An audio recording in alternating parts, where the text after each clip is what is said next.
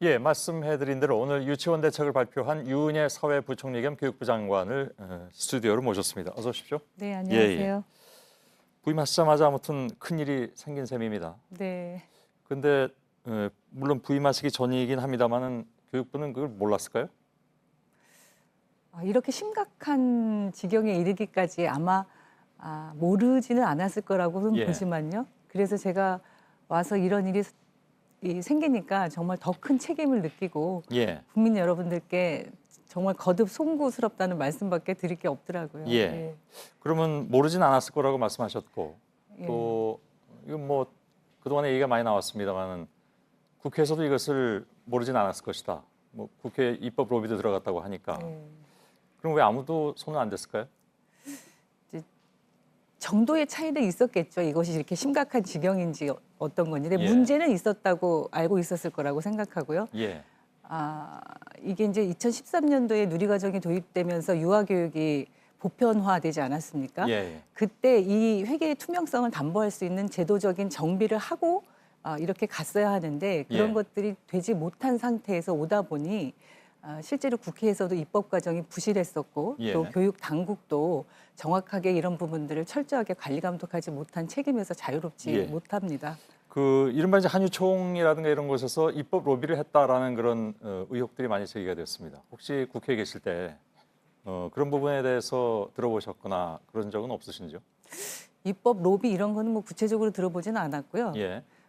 그러나 이제 사립유치원의 그 사유재산의 보호라든지 이런 것들에 대한 예. 주장들 이런 것들은 아직도 하고 있으니까요. 예 있었습니다. 예. 그 부분에 대한 보장 없이 이렇게 예를 들면 이번 개선책을 받아들이기는 어렵다라는 유치원 원장 혹은 설립자들의 주장이 여전히 있는데 있습니다. 예. 그건 어떻게 하실 생각이신가요?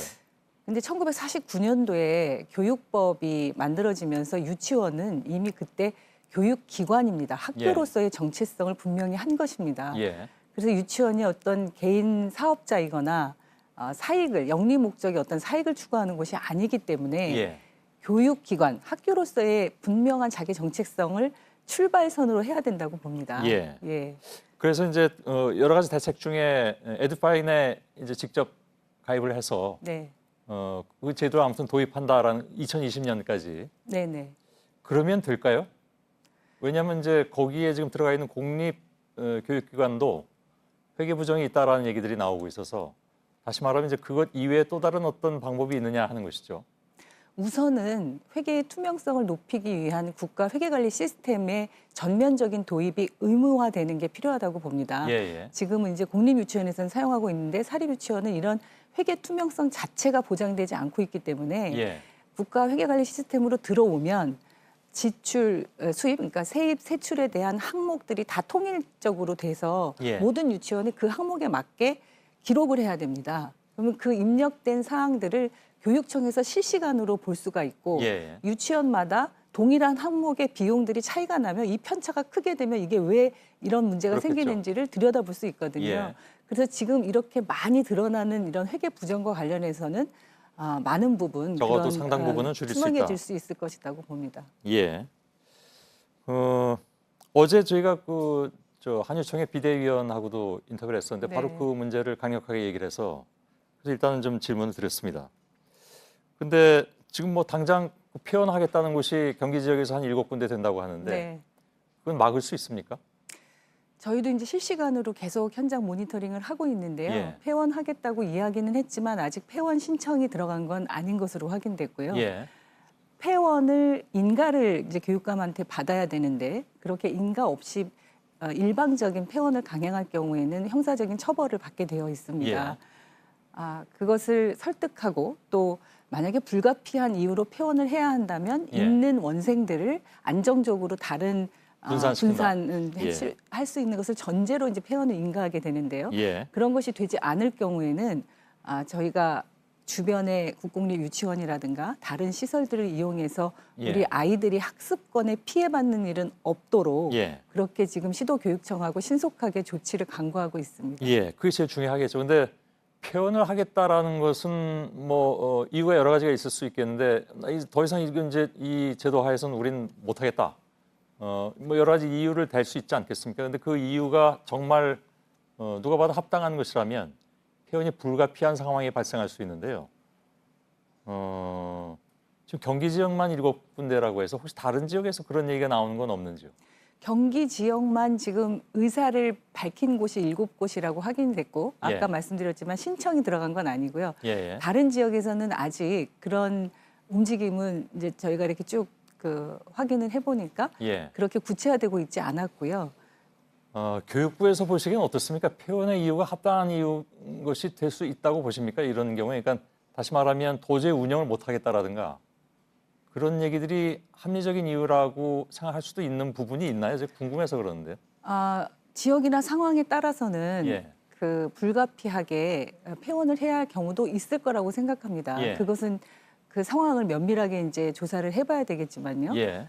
저희가 지금 국공립 유치원을 대폭적으로 확충하기로 그렇게 발표를 했는데 예.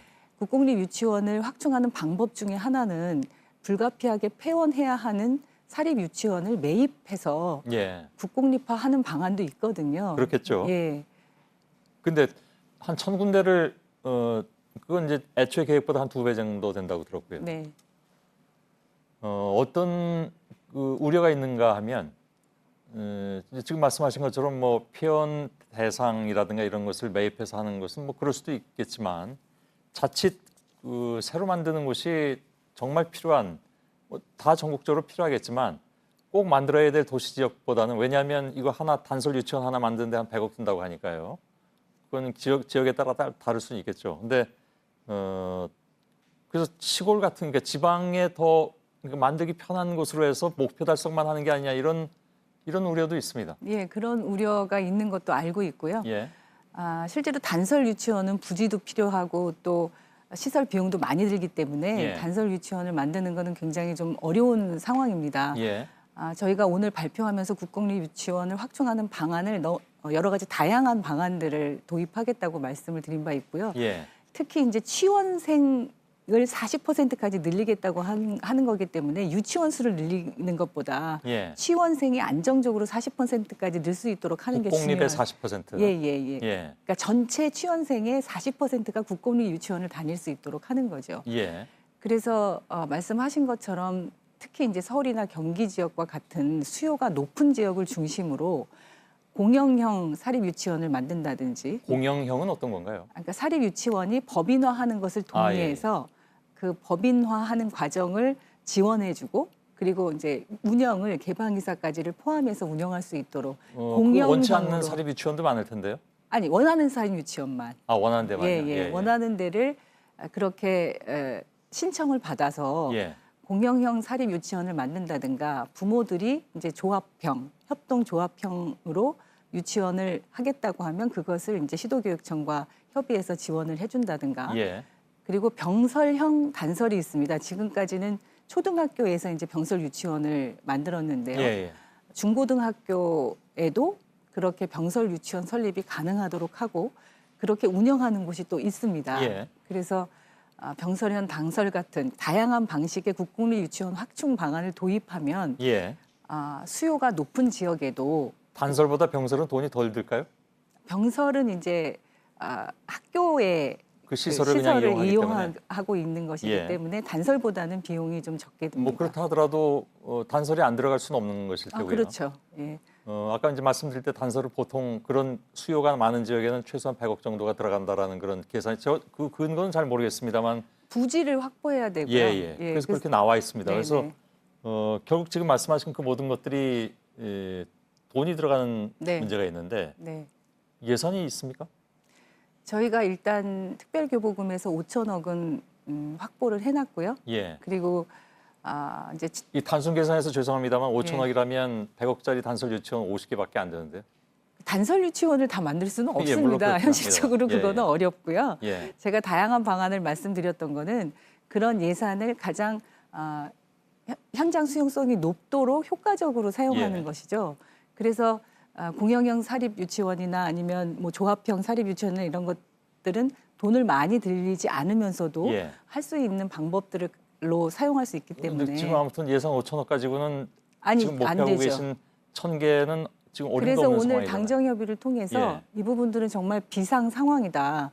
우리가 이렇게 위기적인 상황에 대처할 때는 예비비를 사용할 수 있다. 예. 그래서 예비비 편성까지 당정 협의해서 합의를 했습니다. 예.